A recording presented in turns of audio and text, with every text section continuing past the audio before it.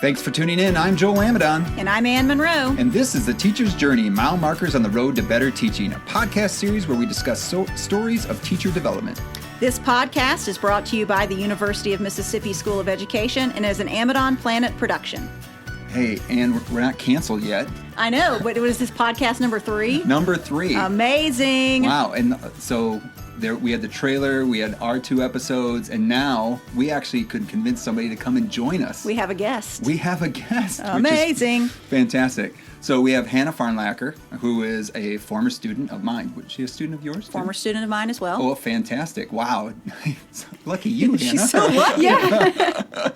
And Hannah's going to come and share a story of her development. But Hannah, first, before we get too far into it, thank you for being our first guest on Teacher's Journey, the Mile Markers on the Road to Better Teaching.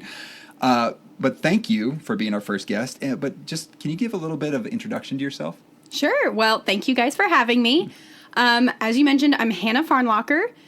I'm from Hoover, Alabama, and anyone in the Southeast might know that because that is where we host the Southeastern Conference for baseball. Oh, yeah. and currently I'm a graduate student at the University of Mississippi for elementary education, and I work as a grad assistant to Dr. Monroe. Lucky me. That's right. Exactly. And so I'm very excited to be here. Fantastic. So, again, we're always talking about these stories of teacher development. And I think we both in the courses that we were able to teach you, where you're a fantastic student, got to see you grow from a undergraduate into a teacher. But I just wonder, what led you to start this journey? What led you to wanted to become a teacher? So, actually, one of my favorite stories to tell is when I was in kindergarten. So my mom is an elementary school librarian, so she has been in the education profession. And when I was in kindergarten, my school did a What You Want to Be When You Grow Up day, and I dressed up as a teacher at Fantastic. 5 and 6 years old. That's great. My mom punched the glasses out of an old pair of hers to let me wear, and she let me wear her school lanyard for the day. Nice. And I mean, I can't ever really remember ever wanting to be anything else. And all of the classes I've taken and the work I've done has just kind of reaffirmed my belief of me wanting to be a teacher and wanting to help students learn and grow so that they can become great students and great people. And it's always been where my passion has been. Fantastic. Great. That's awesome. So, we're talking about these mile markers of our development, and you've heard me say this more than once over your time here at the University of Mississippi. But where would you place, so again, we'll just go backward a little bit. We asked you to be our first guest about thinking about, hey, what's that one mile marker that you'd like to point out? And so you picked one, and so where would you place this mile marker on your path to better teaching? So I would place it. So I did something called the Education Academy in high school, and so that allowed me to get into classrooms very early. But the mile marker I chose was from my junior year here at Ole Miss, and it's called the Instructional Triangle. And I would consider it a pretty big turning point because before that, I always kind of felt like an outsider when I went into the classroom because I wasn't the main teacher. I was just kind of there to provide an aid. And the Instructional Triangle gave me a viewpoint of, I put myself into the classroom. I was the teacher in the triangle of it. So can you explain what the triangle looks like, just because we're an audio sort of thing going on? Yes. So it has 3 points because it's a triangle. And the first point says content, the second point says student, and then the third point says teacher. And then there are double-sided arrows in between content and student, content, teacher, and student and teacher. And then there's also a double-sided arrow through the middle of the triangle between teacher and then the relationship, that arrow between student and content. And it's supposed to symbolize just the influences and the interconnectedness of the 3 things, the student, the teacher, and the content. So when you say you saw yourself, so now you kind of picture yourself on the triangle, yes, having these relationships? As the teacher, before I kind of felt outside, I wasn't influencing the content and maybe wasn't even influencing the students much. It was more just kind of observation. But with this instructional triangle, I realized that I'm going to have to place myself in the teacher position, and then I'm interconnected with the students and the content and then their relationship. And at that point, I was like, okay, all my plans and everything that I have to make, I have to picture myself here instead of watching somebody else teach plans that I make. Like, I'm the one doing the plans. So where was the first time that you, out in the field, since you said this happened during your junior year at the university, and there are field placements in the junior year, and obviously Yes. many in the senior year, much more time spent. When did you first utilize the triangle in a classroom setting? Ooh, good one. So my junior year, let's see, this was, I can't remember if it was fall or spring, but I was in a program here at Ole Miss called METP, and as a result, we got to go into the classroom. Mississippi Excellence in Teaching Program. There'll be a link in the show notes. Yes. and so that kind of started my field placement earlier, and I just realized I wanted to go somewhere else. I forgot that this wasn't an METP placement. It was the spring placement, and I was at Pontotoc Elementary. No, it's okay. So, I mean, what's cool is, like, you did have, what's, kind of nice about that program, you did have a number of field experiences. Yes. So that's okay. So, all right. So this was so you're saying this experience you really wanted to talk about was where? It was at Pontotoc Elementary, and I was in a 4th grade English class. Okay. And so this was probably the first time, and I wasn't necessarily classified as a student teacher then because it was my junior year, but I went into a classroom where there was a teacher and there was already a student teacher. But the teacher at that point was letting the student teacher kind of run the whole classroom.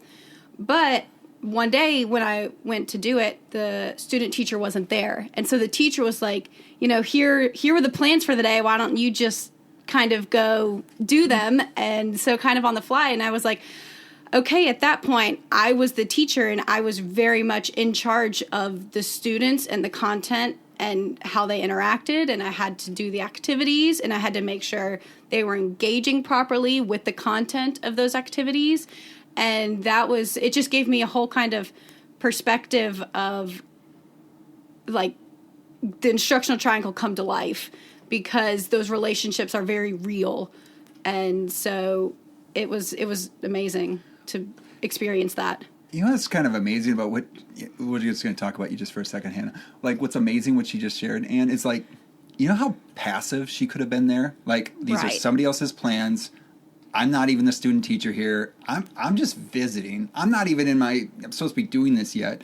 But yet, it seems like this artifact lets you, like, lean into this experience and think, like, you know what, I still have relationships with the content. I have relationships with these students that have been seen for a little bit in this placement. And then I am attempting to facilitate their relationship with the content. And it's like, I don't know, it seemed like that was maybe a catalyst for engagement. I don't know, what do you think? Yeah, and I think it's this whole idea that we're always striving for at the university, theory to practice. Mm-hmm. So it's something you learned in a class, a theory class or class, talking about things in a classroom setting at the university, and then applying it in a field experience. That's the come to life part, right? That's the part where you start to sort of link these things that you're learning about in the college classroom, which is exciting for us as college instructors. And I think that's amazing. Yeah. Yeah. I mean, the humble brag is that she actually learned about the instructional triangle in my class. And I think her field experience that she's speaking of was related to my course, EDC. That's exactly correct. Welcome to self-promotion with Anne. Wow, that worked out great. No, but I mean, seriously, because the class that we had was this huge class of ed policy and ed psych kind of jammed together. And so that was kind of the ed psych, educational psychology side in thinking about this instructional triangle, and then actually to see you put that into play. I mean, as an instructor, like, that's awesome. And then as an instructor of the field experience, that's awesome that they're bringing that with them, right? Correct. Yeah. And one thing I want to ask, Hannah, is that you had this introductory experience with putting that triangle to into action, and then you had your full year-long placement during senior year. We have a year-long placement that culminates in the student teaching semester. Going forward, when you get your own classroom, how do you see your use of this triangle? Do you see it being utilized in a different way? Do you see your relationship with the content and the students being different than it was for you, even in your senior year as a student teacher? Yeah, so one thing about the instructional triangle is it kind of became a basis for especially a lot of what I did for all the plans that I had to make my year for student teaching, because to me those relationships are the basis for all the plans that I have to make, all the activities I want to do and everything. And if the activities and what I want to do in the classroom don't connect to those relationships, then I have to step back and think, why am I doing this activity then? If it doesn't relate to the content or the students or the relationship between the students and the content, if it's not helping the students with the content or maybe helping my relationship with the students, then why would I be doing this? And so I want to kind of use it as a guide to what I want to do in my classroom, because I want all of my activities and all of my lessons to have that meaning behind it in terms of strengthening these relationships with the student and teachers and content. Yeah, excellent. Yeah, so Excellent. good. So, we talked about why this is important to your development as a teacher. We talked about, pretty intensely why it's important to us as your instructors. This is amazing. Then why is it important to the field? So, we're going to do that thing where we tie this into standards. And I know you've done that practice in your portfolio, but what standards, like maybe name 2 or 3 standards that you think this one really hits? Yeah, so... and these are the InTask standards, the... Interstate New Teacher Assessment and Support Consortium. Right, so we get a little technical, but it's all good, because we should connect these to why it's important to the field. So go ahead, Hannah, sorry. So the first standard that I found it really related to is the very first standard in InTask, which is the Learner Development Standard, and it focuses on learners and their development within the instruction and within the content. And so using the instructional triangle, you have to facilitate that relationship between the students and the content and their development with that, and then your relationships with those in order to plan appropriately and adjust for those learner developments and just help students keep learning. And then the next standard was standard 2, which was the learning differences, because that one focuses on how students will all learn differently because they're all each their own individual. And with this instructional triangle, it places an emphasis on the relationship between the teacher and the student. And so knowing your students will then in turn help that third point of the triangle, which is teaching the content. And so knowing those differences and building that one relationship of teacher and student then in turn strengthens the relationship with the content because they're all interconnected. And then the final standard that I really liked was standard 7, which was planning for instruction, which again is just knowing those students and knowing what activities they'll benefit from and which content you need to plan to teach because maybe they didn't get it the first time, or knowing where to start with certain content. And so knowing and building these relationships will then help in planning instruction and making sure the content is appropriate for where the students are. Wow, fantastic. So, one thing we want to dive into a little bit with this, because we ask you to do this sometimes when you're developing your portfolio, is talking about that pocket-sized philosophy statement. So that thing that you carry with you that helps guide. I mean, you've already kind of talked about with the instructional triangle how it can help you guide decisions. So it's feels like that's in your pocket-sized philosophy statement. So first, I'm going to say, well, what is your pocket-sized philosophy statement? So my pocket-sized philosophy statement is, it is my promise as a teacher to build relationships with my students in order to inspire them and help them use their power so that they can then strive to learn and engage in all of their future endeavors. So, and so the next question, and this is almost like a gimme because you already can hear it within there. So how can we see the influence of this mile marker on that pocket-sized philosophy? So definitely I have the phrase that build relationships with students because that is just, I feel like the basis for everything else. And then I have helping them use their power and helping them engage in the material in order for them to become good learners and then strive to learn even beyond the classroom and for whenever they leave my classroom. And so it's, again, building up those relationships between me and the student, and then in turn connecting that with the content so that they then feel strong and powerful as learners and know that they have like knowledge inside of them that they can then take on wherever they go. Yeah. Well, the one thing that and just a little side note, kind of a little bit disconnected to but I heard that use their power. And, a lot of times we talk about we want to empower kids. Kids have power. Right. And I think I heard you say this. I did. When Hannah just said that about using their power, to me you've got the relationship word in there, which is essential to teaching, and then you have students using their power, which I think is what teaching is all about. It's not the teacher having power, or like you were saying, bestowing it upon the student, or controlling a situation or whatever. And we have talked about this in an Emmett on Planet podcast before. Yes, so if you want to go back to that episode, link in the show notes. To the Mr. Rogers podcast. Yes.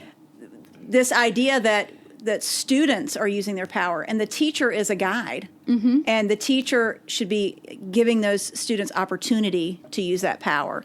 And I think that is really, really powerful and important for you to have used that phrase in your pocket-sized philosophy, because I think it's really important. It's what teaching's all about.